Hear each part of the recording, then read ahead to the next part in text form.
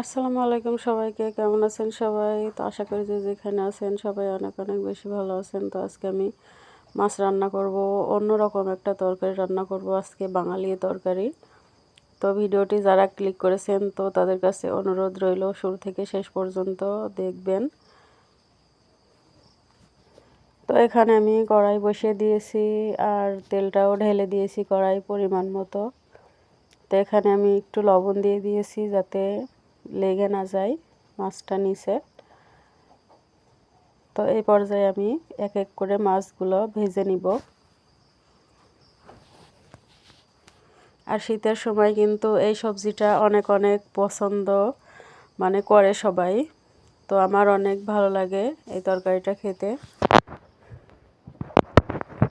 মাছ তো অনেকভাবে রান্না করা যায়, তো সবজির সাথে রান্না করলে অনেক ভালো লাগে খেতে। তো এখানে আমি পরিমাণ মতো আলু কেটে নিয়েছি, এখানে বড় বড় 3টা আলু আছে।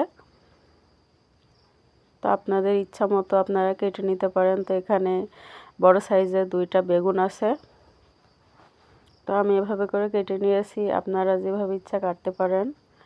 তো এই তো আমার মাছগুলো প্রায় ভাজা হয়ে গেছে, আর একটু উল্টে ভেজে নিব। তো আমার ভিডিওটি যারা দেখছেন, যদি ভিডিওটি ভালো লাগে আপনাদের কাছে রিকোয়েস্ট চ্যানেলটা সাবস্ক্রাইব করে দিবেন নতুন নতুন ভিডিও পেতে। আর প্লিজ একটা লাইক করে দিয়েন, আপনাদের একটা লাইক আমার ভিডিওটি অন্যদের কাছে পৌঁছাতে সাহায্য করে। আর যদি রেসিপিটা ভালো লাগে কমেন্টে জানাবেন। তো এই তো মাছগুলো নিচে লেগে যায়নি কড়ার নিচে, কিন্তু মাছের সাথে লেগে গেছে। তো এই কারণে একটু সমস্যা হচ্ছিল উল্টে দেওয়ার জন্য। তো আমি একবারই দিয়ে দিয়েছিলাম মাছগুলো, ওই জন্য একটু মাছের সাথে লেগে লেগে গেছিলো। তো এই দেখেন আমার মাছগুলো ভাজা হয়ে গেছে, উঠিয়ে নিয়েছি। আমি সেই তেলের ভিতরে এখন আলুগুলা ভেজে নিব। সো এই তরকারির ভিতরে আলু ভেজেও রান্না করা যায়, না ভেজেও রান্না করা যায়। তো ভেজে রান্না করলে তরকারির স্বাদটা দ্বিগুণ বেড়ে যায়। তো এখানে আমি 2টা পেঁয়াজ নিয়ে নিয়েছি। এখন এই পেঁয়াজগুলো আলুর ভিতরে দিয়ে আমি আলু পেঁয়াজ একসাথে ভেজে নিব।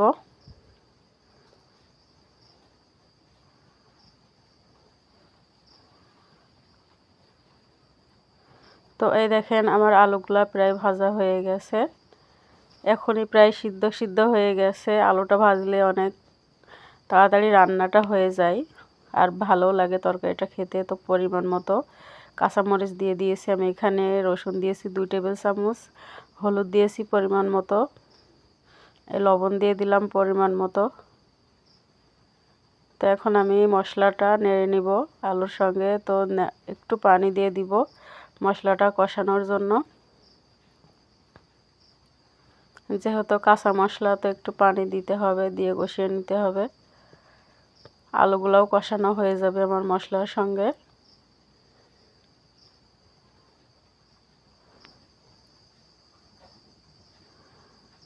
তো অনেকে মশলাটা কষিয়ে নিয়ে তারপরে আলু দেয়, দিয়ে আর তারপরে কষাই, একই রকম প্রায়।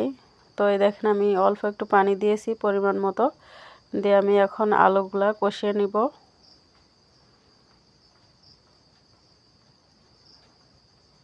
প্রায় সিদ্ধ হয়ে গেছে, ভেজে নিলে অনেকটাই রান্না এগিয়ে যায়। তো এটা পেঁয়াজের খোসা ছিল, কিছু মনে করবেন না। তো এই দেখেন আমার আলুগুলা সিদ্ধ হয়ে গেছে। এই পর্যায়ে আমি কেটে রাখা বেগুনগুলো দিয়ে দিব।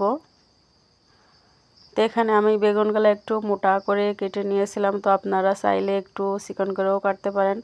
চিকন করে কাটলে কি হবে, অতি শীঘ্রই রান্নাটা হয়ে যাবে। তো আমার একটু টাইম লাগছিল, যেহেতু আমি একটু মোটা করে কেটেছিলাম। সো এটা একদম বাঙালিয়ান রান্না, অনেকেই পছন্দ করে রান্নাটা, মুরব্বিরা বেশি পছন্দ করে। তো আপনারা একবার হলেও ট্রাই করে দেখবেন বাসায়, যদি রেসিপিটা আপনাদের ভালো লেগে থাকে। তো এখানে আমি 1 মগ পানি দিয়ে দিব। 1 মগ পানিতে হবে না, তো আর 1 মগ পানি দিয়ে দিব, না হলে বেগুনগুলো সিদ্ধ হবে না। তারপরেও মাছগুলোকেও দিতে হবে। তো এখানে আমি পরিমাণ মতো পানি দিয়ে দিয়েছি। এখন এটাকে জোরে জাল দিয়ে রান্না করতে হবে, না হলে বেগুনগুলা কালো কালো হয়ে যাবে, দেখতে ভালো লাগবে না। তো এই তো একটু ডুবিয়ে ডুবিয়ে দিচ্ছিলাম। তো এই দেখেন আমার তরকারিটা ফুটে গেছে। এখন এই পর্যায়ে আমি মাছগুলো দিয়ে দিব তরকারির ভিতরে। মাছ বেগুন একসাথে রান্না হয়ে যাবে, আর আলুগুলো তো আগে থেকেই সিদ্ধ হয়ে গেছে।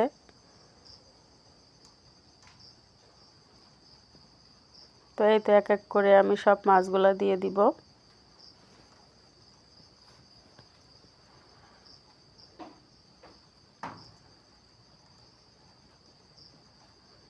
সত্যি তরকারিটা অনেক অনেক মজা হয়েছিল, খেয়ে খেয়ে ভয়েস দিচ্ছি তো ওই কারণে বললাম।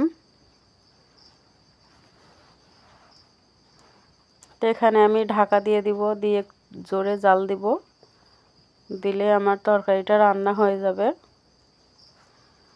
তো শুরু থেকে শেষ পর্যন্ত যারা আমার ভিডিওটি কন্টিনিউ দেখেছেন তাদেরকে অসংখ্য অসংখ্য ধন্যবাদ। তাদের জন্য অনেক অনেক দোয়া ও ভালোবাসা রইল আমার তরফ থেকে, আর আমার জন্যও একটু দোয়া করবেন আপনারা। তো এই দেখেন আমার তরকারিটা প্রায় হয়ে গেছে। আপনারা চাইলে এভাবেও ঝোল রাখতে পারেন, আমি আরেকটু কমিয়ে দিব ঝোল। তো এই পর্যায়ে এসে আমি একটু জিরার গুঁড়া দিয়েছি। জিরার গুঁড়াটা এখন দিলে কি হয়, তরকারির স্বাদটা দ্বিগুণ বেড়ে যায়, অনেক ভালো লাগে খেতে। তো আপনারা চাইলে এখানে ধনের পাতাও অ্যাড করতে পারেন, তো আমি ধনের পাতা খাই না বলে আমি এখানে দিইনি। তো এই দেখেন আমার তরকারিটা প্রায় হয়ে গেছে। তো দুঃখের বিষয় হলো তরকারিটা মানে নামানোর পর থেকে সবাই খাওয়া দাওয়া শুরু করে দিছিল, ওই কারণে ভিডিওটি নেওয়া হয়নি। তো এই দেখেন খাওয়া দাওয়া শেষে যতটুকু আছে আপনাদেরকে দেখলাম, কিছু মনে করবেন না প্লিজ।